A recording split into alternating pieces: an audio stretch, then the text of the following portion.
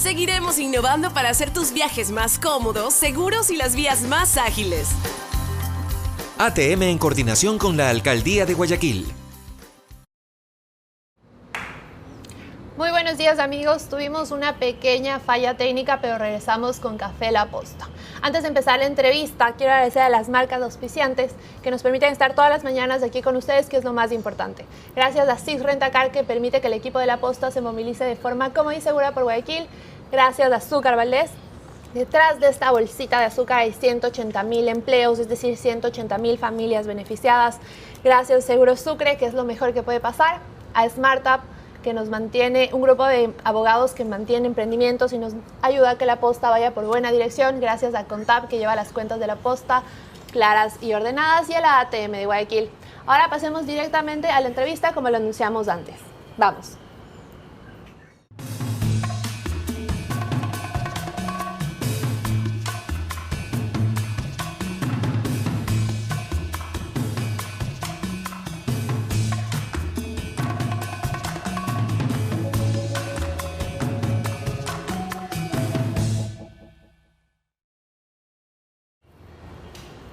Gracias por quedarse, amigos, y estamos con Alberto Dajic. Nuevamente, bienvenido, Alberto. Dos bienvenidas en un día es difícil. Gracias. Bueno, también. Bien, Alberto, como estaba comentando, realmente es importante que en este punto, después de 28 meses del gobierno de Lenín Moreno, analizar hacia dónde va la economía y también en qué estamos. ¿Hacia dónde vamos? Bueno, hay un camino supuestamente trazado que está delineado en el acuerdo con el Fondo Monetario Internacional, que tenía ciertos parámetros que debían cumplirse que no se están cumpliendo. Por ejemplo, la meta de reducción del gasto corriente no se ha dado. La meta de depósitos que el gobierno debía tener en el Banco Central, de pago de los bonos que el gobierno le entregó al Banco Central, tampoco se ha cumplido. Por eso hubo necesidad, lamentablemente, de recurrir a más endeudamiento con emisión de bonos que en el programa original no estaba contemplado. Totalmente, el FMI decía que el Ecuador no iba a necesitar acudir a más deudas, ya que teníamos este acuerdo con FMI y otros organismos multilaterales por 10.200 millones, ¿no? También se habla, ¿usted cree que ahora que nos vinieron con esta nueva deuda y realmente seguimos con un hueco fiscal gigante, es posible que el gobierno siga en esa misma rueda de acudir a otra deuda y a otra? A ver, el hueco existe porque si no existiera no se hubiera tomado deuda. La deuda, por definición, se la toma cuando sus egresos superan a sus ingresos. Si usted gana 10 y gasta 12, ¿de dónde vinieron los 2 adicionales? Bueno, de alguna deuda que usted tomó. Si en su vida personal o familiar eso es así, es exactamente igual cuando se maneja el presupuesto del Estado. El problema fundamental es que no ha habido la reducción de gasto que tenía que haber. Y la esencia o la causa fundamental de por qué el Ecuador está en una situación como la actual, además de todas las barbaries que hizo la FARC con A minúscula, Familia Revolución Ciudadana, es ese gran aumento del gasto público. Un gasto público que representaba el 22% del Producto Interno Bruto y pasó a ser el 43% del gasto público. Es decir, duplicó el tamaño, el Estado, el sector público consolidado, no hablemos de Estado, sino sector público consolidado, aumenta su participación en la economía en el doble. Era 22%, pasó al 43%. Estamos incluso más alto que Argentina en el gasto público. Pero no, estamos más alto cuando en el año 2015 la crisis ya era totalmente visible, cuando ya debimos en ese año haber ido a los organismos internacionales, y al menos de mi parte lo advertí y lo dije que era indispensable. Ya en ese momento gastábamos más que Venezuela, no solo que Argentina. Venezuela estaba ahora actualmente estamos más que Argentina, en un 39% del PIB, y Argentina en ese momento estaba en un 37, 38, es decir, el Ecuador superó a ambos. El Ecuador fue el país llevado por la FARC, Familia Revolución Ciudadana, al más alto gasto público en relación al PIB de todo el continente latinoamericano. que no se busque en la caída del precio del petróleo, en la apreciación del dólar, en factores externos, las causas de esta crisis que fueron producidas exclusiva y fundamentalmente por las acciones equivocadas de quienes nos gobernaron. Totalmente, pero seguimos en una especie de continuismo, porque la reducción del gasto no ha bajado. Incluso no ha habido hay la analistas que reducción dicen que hay un necesaria. aumento. Entonces, si vamos en esta línea, vamos a tener que acudir a más deudas porque faltan 2 años de gobierno de Lenín Moreno. Es lamentable esto, pero hay que reconocer que el gasto no ha bajado lo que debía bajar. ¿Se cuida a Lenín Moreno de un costo político?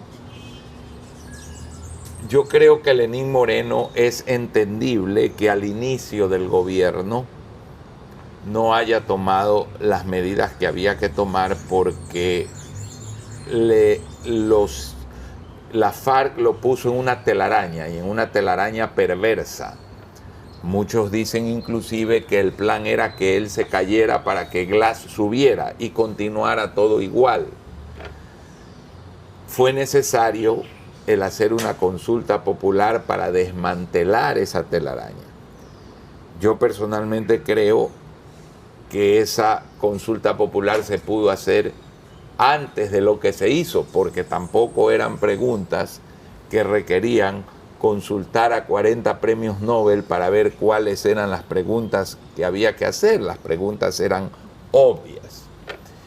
Entonces ahí hubo un primer atraso, y el segundo atraso es que luego del gran respaldo que obtuvo el presidente de la República, de su gran legitimación a través de esa votación de la consulta popular, había ya toda la autoridad, toda la capacidad de tomar las medidas que había que tomar. Estos dos retrasos están pasando una factura hoy. ¿Por qué? Porque la economía se deterioró, porque la gente ve que no mejora su nivel de vida y por lo tanto hay un desgaste del gobierno y hoy es más difícil tomar medidas. Una gran lección que viene igual de la Argentina. La economía puede tardar, pero pasa una factura. Cuando hay que ajustar, hay que ajustar. Usted no puede recomendar a un médico que usted sabe que le dice a un paciente, ese gran tumor que usted tiene, yo se lo voy a sacar en 18 pequeñas operaciones durante 18 meses. Ese es un médico que no conviene. Claro. Conviene el que le saca el tumor, se lo extrae para que usted pueda mejorar rápidamente. Y el médico que tenemos ahora no está haciendo su trabajo, ¿no? ¿Por qué cree que se resiste el gabinete, el gobierno de Lenín Moreno en reducir esos gastos públicos? O sea, ¿realmente está pensando tal vez en unas elecciones presidenciales o irse con... Yo no creo que el presidente de la República esté pensando en elecciones. No creo inclusive que el gran esfuerzo que ha hecho, su desgaste físico, le permita una reelección. Siempre más bien del oficialismo, mandar un candidato del oficialismo más no como él. Que ha dicho el oficialismo que no debe entender que este era un gobierno de transición, que el rol histórico de este gobierno era sacarnos, y eso lo ha cumplido, y es algo que lo tenemos que agradecer, de un camino perverso que nos llevaba ¿a dónde? A donde hizo el líder de la FARC, con A minúscula, la última entrevista a Maduro. Es decir, íbamos en un camino inequívoco a Venezuela, a Cuba, a Nicaragua. De ese camino nos han sacado, y eso de por sí tiene un valor gigante. Recuperar la libertad, recuperar la capacidad de hablar, que el SRI no persiga a una empresa porque alguien tiene una opinión diferente de la que tiene el tirano de turno. Esas cosas tienen un enorme valor y se han logrado, pero ciertamente la tarea en la economía no ha sido la óptima. ¿Cómo analiza usted la función de Richard Martínez frente al Ministerio de Finanzas? Porque realmente, ¿quién está manejando realmente este ministerio? No existe un plan económico que tanto se esperaba. Bueno, el plan existe y está consagrado, descrito en el acuerdo con el Fondo Monetario. Ese es un plan no de un año, es un plan de 3 años conlleva una reducción del gasto público de 5 puntos del PIB, conlleva que en 3 años el Banco Central recupere o tiene especificado ese programa, el que el Banco Central recupere los 8.000 millones de dólares que fueron asaltados por la FARC, con A minúscula, recordemos, Familia Revolución Ciudadana. El Banco Central fue asaltado en 8.000 millones de dólares en una forma perversa, realmente salvaje en una dolarización. El programa contempla que esos 8.000 millones de dólares se recuperan en 3 años. Contempla medidas cualitativas que no son medibles como un presupuesto o una cifra de reserva, que son la reforma laboral, la flexibilización laboral, la apertura de más acuerdos comerciales. Es decir, hay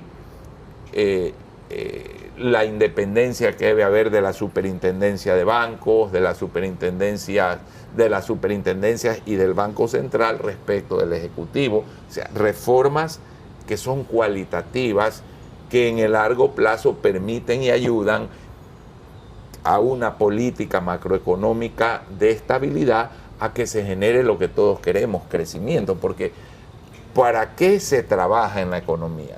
No se trabaja, Gabriela, para una cifra de Banco Central.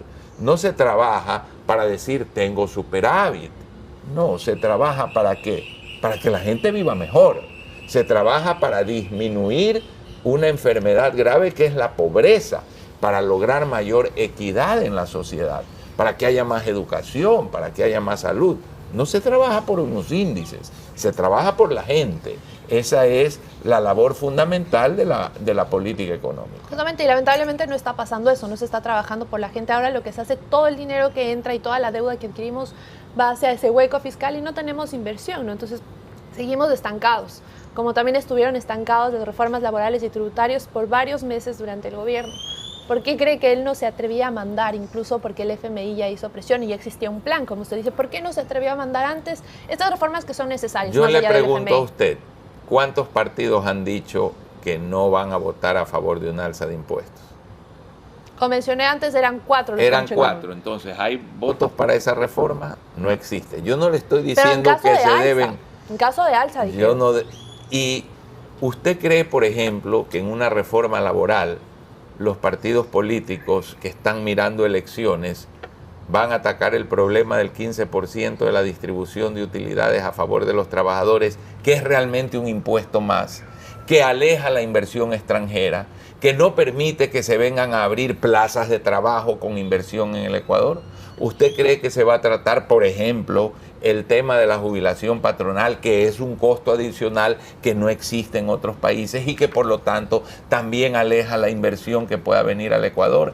Entonces el gobierno a lo mejor está valorando o está viendo que no hay el espacio. Y yo sí creo que enviar una reforma tibia, una reforma a medias y quemar esta oportunidad histórica de lograr una reforma verdaderamente fundamental de un código de trabajo de 100 años, de un código de trabajo estalinista, de un código de trabajo que no entiende las realidades de un mundo globalizado, las realidades de las opciones que tienen los inversionistas de buscar el mejor país para invertir. Un código que no entiende eso, una reforma tibia, es peor que no hacer nada, porque vamos a quemar la única oportunidad que se da para una gran reforma.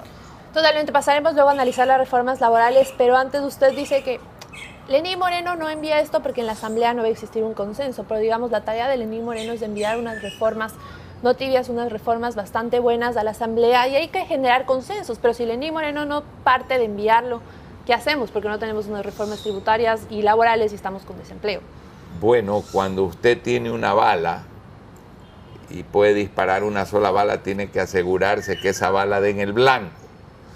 Sí, la labor del Ejecutivo es enviarla, pero el Ejecutivo entiende, conoce, sabe, dialoga las posibilidades y hay que, antes de enviar un acuerdo, una ley, buscar acuerdos. Antes de enviar un proyecto de ley hay que buscar acuerdos y posiblemente no los tenga.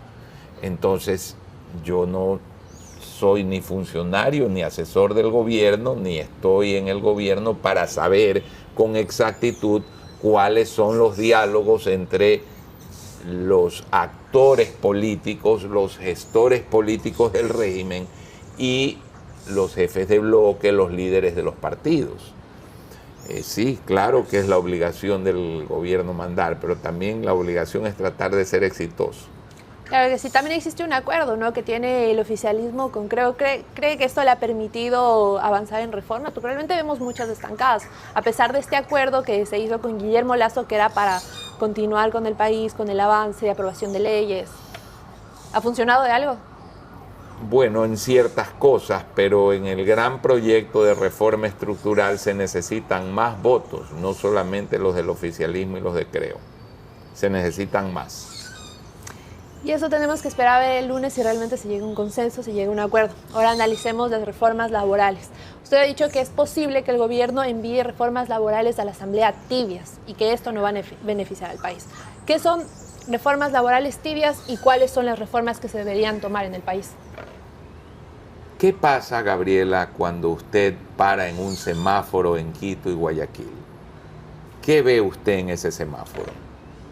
Lo que vemos todos, ¿no? Ventas ambulantes, todos nos ofrecen caramelos, nos caramelos, mandarinas. ¿Cuánto gana esa gente al día? Una miseria.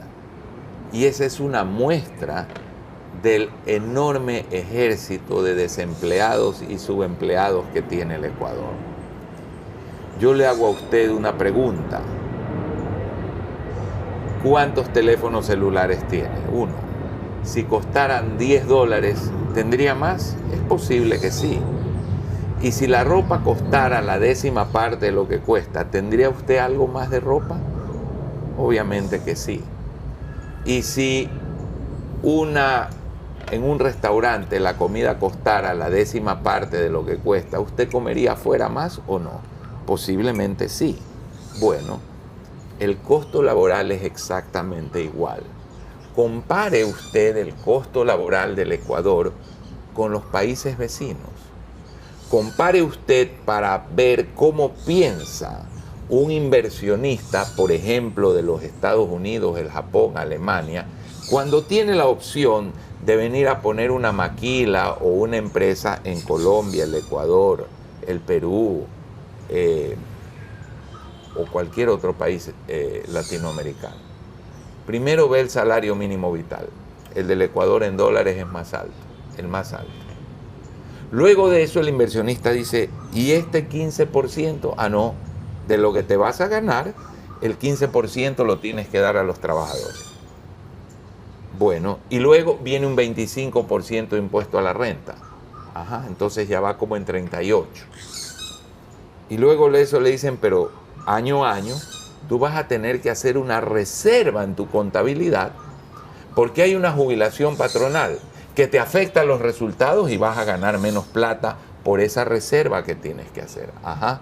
Y luego cuando saques la plata de tus utilidades te van a quitar el 5%. Bueno, ya está en más de 40, en mucho más, acercándose al 50%. ¿Usted sabe cuánto es el impuesto efectivo en los Estados Unidos? 20%. 20%. Entonces, ¿a dónde se va un inversionista? ¿Viene al Ecuador? No viene. Esta es una de las razones, de las muchas que hay, por la cual tenemos ese ejército de desempleo. Porque además, la legislación hoy contempla que si usted a los 3 años ve y comprueba que le está robando un empleado y lo despide, le tiene que pagar una fortuna. El costo de despido es inmenso. Si hay una crisis económica, ¿cuál es la principal obligación del administrador? Ver que la empresa subsista. Y para que subsista, muchas veces hay que despedir una parte del personal, así como hoy al Estado le toca despedir gente, porque esa es la realidad. Bueno, los costos de despido son tan gigantescos que es absurdo. Entonces eso fuerza, encamina una quiebra. Tenemos estas deformaciones que son graves y que tienen que ser atacadas de fondo, no para quitar derechos adquiridos que ya existen, pero sí para permitir una futura contratación laboral ya en condiciones diferentes. No se está quitando un derecho adquirido, pero sí se está permitiendo una contratación sensata a futuro. Bien, si ahora también dentro de estas reformas laborales del salario diferenciado ha sido alguna propuesta, que tal vez haya un salario exclusivamente para jóvenes que ingresen a la fuerza laboral. El salario básico podría bajar realmente con esta flexibilización de horas, trabajar ciertos horarios. ¿Está de acuerdo en que baje este salario básico cuando realmente el mismo aumento de este salario básico ha hecho que el costo de vida en el Ecuador aumente también? ¿Qué país ha logrado ser rico y resolver la pobreza imponiendo salarios mínimos altos? ¿Cuál? Dígame cuál. El salario mínimo alto no es producto de una ley, es producto de una economía que crece, de una economía que ahorra, de una economía que con ese ahorro vuelve a invertir, con esa inversión vuelve a crecer, con ese crecimiento genera más empleo, mayor productividad. Y ahí es que luego de muchos años de sostener una política así, la gente sale de la pobreza. ¿Qué país sale de la pobreza en 2 o 3 años? ¿Usted cree que la China ha logrado lo que hoy enseña en 2 años? Comenzó en los años 70 su transformación y recién hoy la estamos viendo. Casi 40 años después.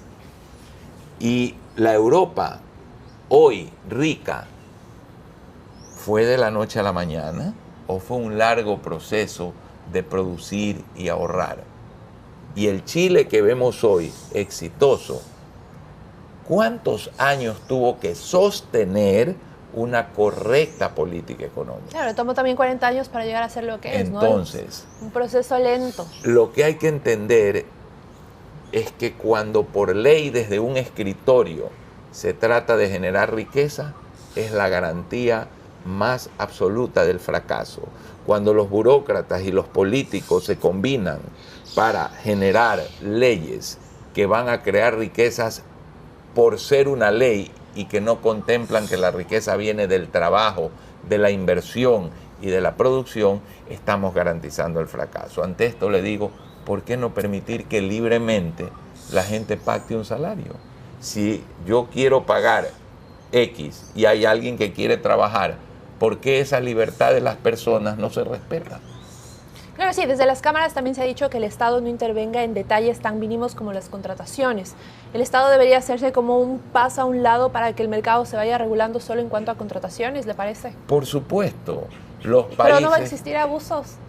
Dígame Nosotros hemos tenido cosa. una experiencia de tercerización y realmente por eso se han hecho más ¿Y estrictas por qué las la reformas tercerización es un abuso? La tercerización, ¿qué buscaba? Salir del abuso del Código del Trabajo. Si usted no tuviese ese Código del Trabajo, no fuera necesario tercerizar.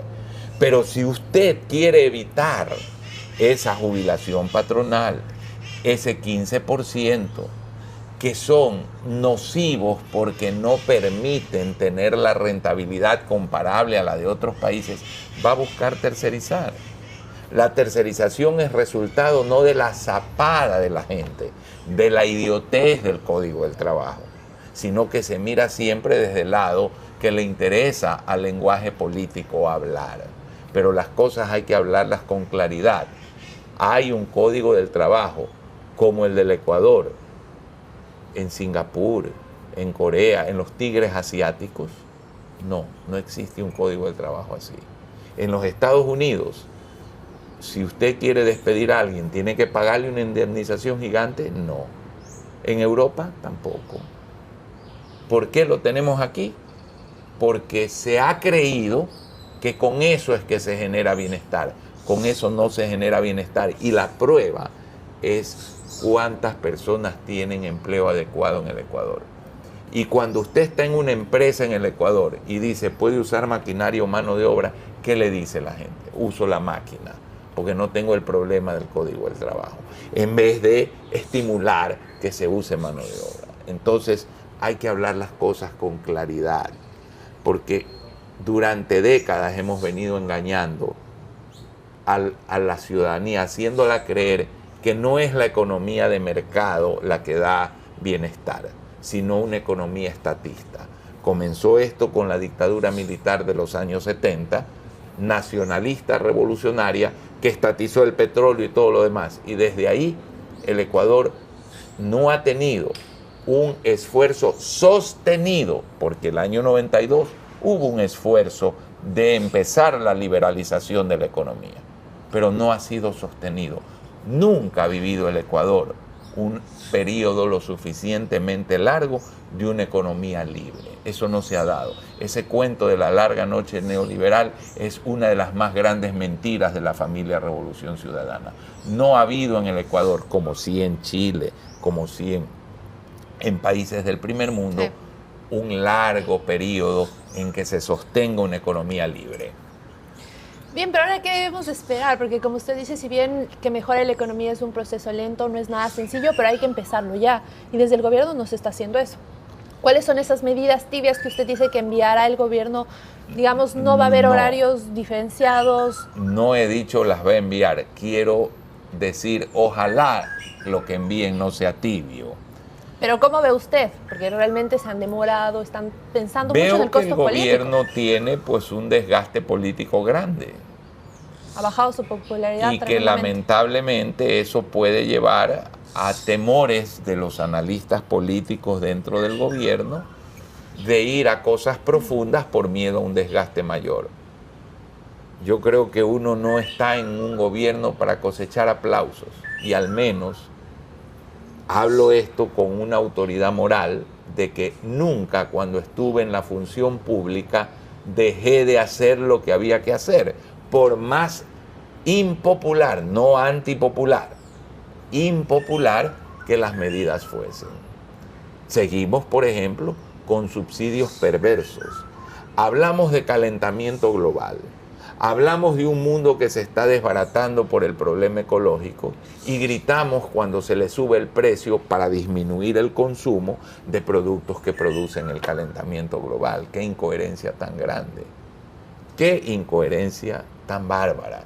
Seguimos con un sistema que al subsidiar, por ejemplo, el diésel, permite que contrabandistas lo saquen por las fronteras y se enriquezcan. Es decir, le cobramos impuestos a la gente para regalar un subsidio que enriquece a los contrabandistas. Un pecado social gigantesco, pues todavía queda la tarea de eliminar subsidios. Y ahora con los impuestos, ¿debería haber una subida de impuestos? ¿Me estoy refiriendo al IVA? No creo que sea el mejor momento para subir impuestos, sobre todo cuando usted tiene todavía subsidios. ¿Qué es subir impuestos? Es decirle a la gente, te voy a cobrar más para regalar por otro lado, y el regalo se va a los pobres. No, el subsidio a los combustibles sabemos que no va a los más pobres. De tal suerte que no veo conveniente mientras se mantengan subsidios en la economía. Totalmente, porque realmente si llegan a subir el IVA va a afectar a la gente que menos recursos tiene. Y también debemos tomar varios ejemplos, como ya hemos hablado en Chile, también en Estados Unidos, el ejemplo de subir impuestos no siempre es el mejor. En cuanto a salida... Hay momentos en que hay que subirlos. Pero ahora no es el momento. Pero no es este el momento, sobre todo cuando hay mucho espacio para reducir gasto público, hay mucho espacio para eliminar subsidios que rinden más de lo que podría rendir esa subida de impuestos. Yo tal vez creo que si el IVA se sube para eliminar impuestos más nocivos, es otra cosa, es redistribuir la carga. Si usted está caminando con una maleta de 40 libras de un lado y va torcida, es mucho mejor que le diga, le quito 20 a este lado y le pongo 20 y va caminando más equilibrada. Lo mismo podría pasar, por ejemplo, eliminando ese 5% de salida del impuesto de salida de capitales, que es un impuesto a la entrada de capitales en un país que necesita desesperadamente atraer capital. Es necesario eliminarlo ahora totalmente porque se hablaba de irlo eliminando gradualmente. En una dolarización es un verdadero sacrilegio tener una restricción de la cuenta de capitales. Esa es una de las peores cosas que se pudieron hacer en este país, de las muchas perversas y absolutamente equivocadas que hizo la FARC, Familia Revolución Ciudadana. Ya. Quitar impuestos, también eliminar la salida de divisas, lo que va a ocasionar es generar un hueco más grande o le va a quitar financiación que el gobierno ya tenía. ¿Qué hacemos porque con eso? Porque si usted eleva 2 puntos del IVA o 3, usted puede compensar eso. ¿Cuál es más nocivo? El 5%. ¿Por qué? Porque es un impuesto que afecta a materias primas, que afecta a las importaciones y además que impide que venga capital. Cuando un país que no tiene moneda propia dice no venga capital, es exactamente lo mismo que un anémico diga no me hagan transfusión de sangre. ¿Esto qué sentido tiene? Nosotros podemos imprimir dólares en el Ecuador, podemos emitirlos, no. Para que haya medio circulante y usted pueda pagar a los trabajadores, comprar cosas, ¿de dónde tiene que venir el dinero? Del exterior. ¿Y qué hace un impuesto del 5% a la salida? Evitar que entre, porque si usted cuando me invitó por WhatsApp a este programa me decía, mire, venga a la posta, pero a la salida yo le voy a meter 5 garrotazos. No es 5 garrotazos a la salida, es que no vengo pues. Por lo tanto, se trata de un impuesto no a la salida de Desayunos La Posta. Es un impuesto a la entrada, porque yo no voy a venir. Es exactamente lo mismo lo que pasa con ese 5%. Bien, hay que dejar algo claro también. Si bien se dan reformas laborales, reformas tributarias, llegan a ser aprobadas en la Asamblea, pensemos que en el mejor de los casos son realmente reformas buenas que van a permitir que la economía se encamine, ¿no? Obviamente, una reforma laboral, si se logra, es importantísima, sobre todo porque siendo un país dolarizado, en el cual las políticas de la FARC, Familia Revolución Ciudadana, llevaron a un aumento impresionante del salario y llevaron a una inflación muy superior a la inflación internacional, el Ecuador se volvió sumamente caro para producir y por eso nos inundan importaciones de la China y por eso hemos perdido la capacidad de ampliar más todavía nuestras exportaciones. Entonces, lograr una flexibilización laboral que corrija eso es muy importante. Es muy importante hacia futuro. Bien, Alberto, es que eso suena muy bien. Digamos, si tenemos unas reformas laborales y tributarias que van a generar que venga inversión extranjera, que genere empleos, suena muy bien. Pero también hay que advertir a la gente que esto no va a ser inmediato. ¿Cuánto tiempo nos va a llevar para que se genere empleo? Sobre todo, a ver, es que tenemos que entender que aparte de lo económico, el Ecuador tiene una perversa herencia en lo institucional.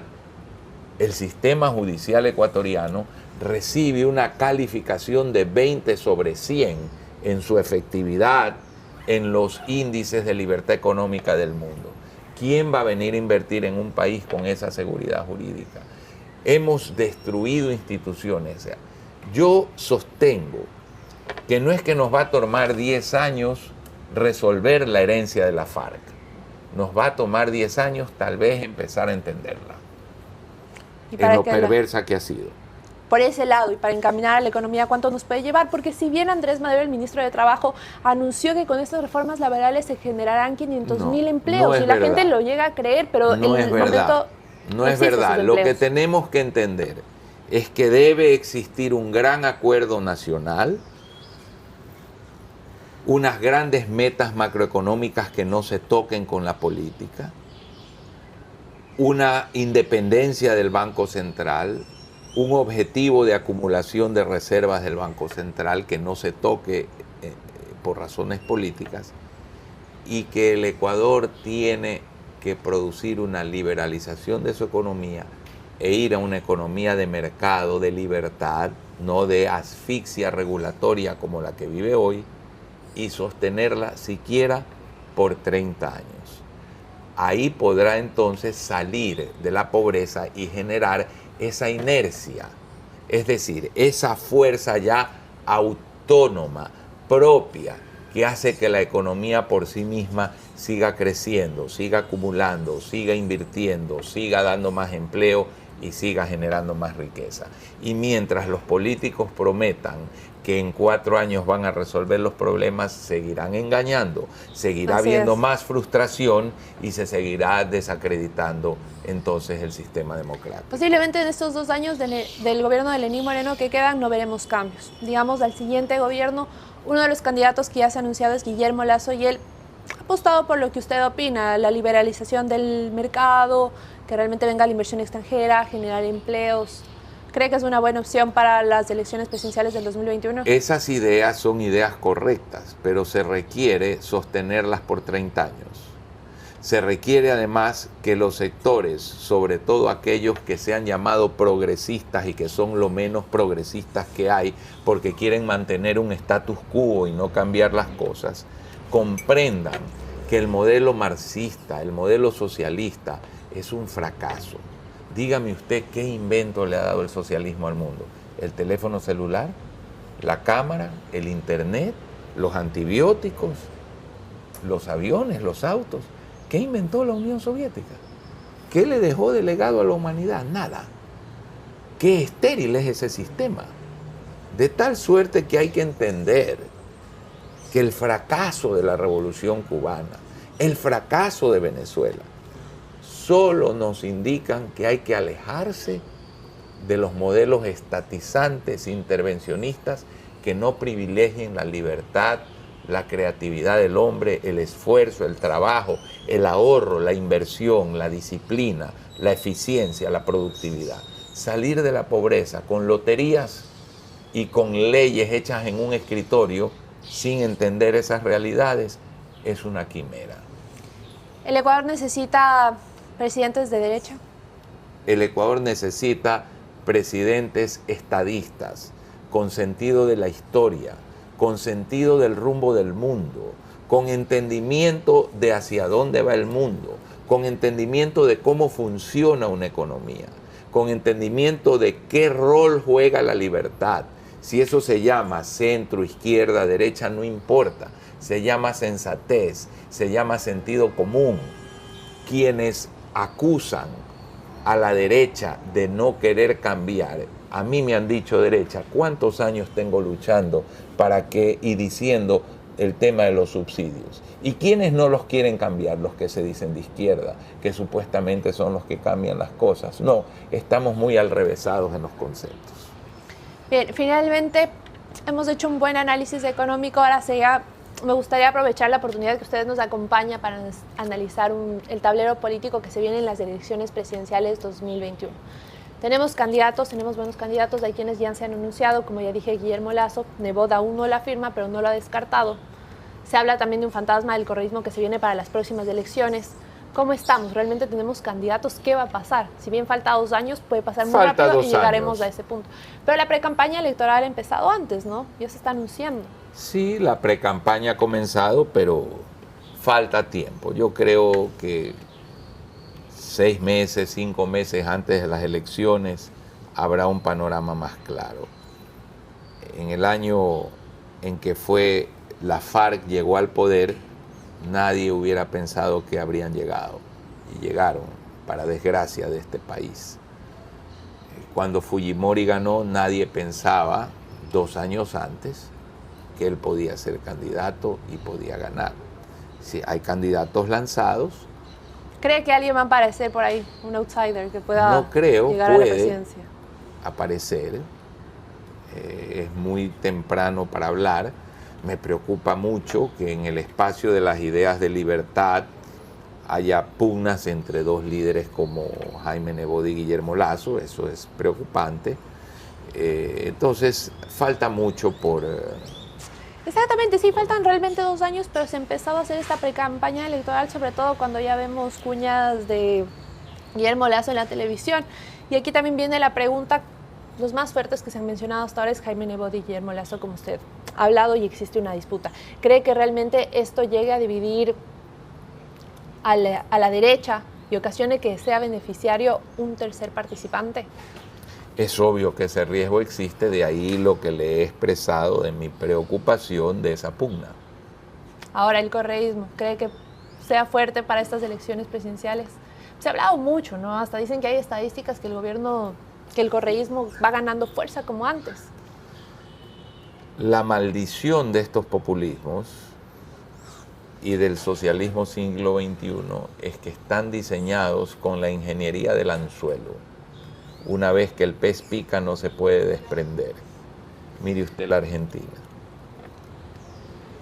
Mire usted. Estamos en ese camino. Y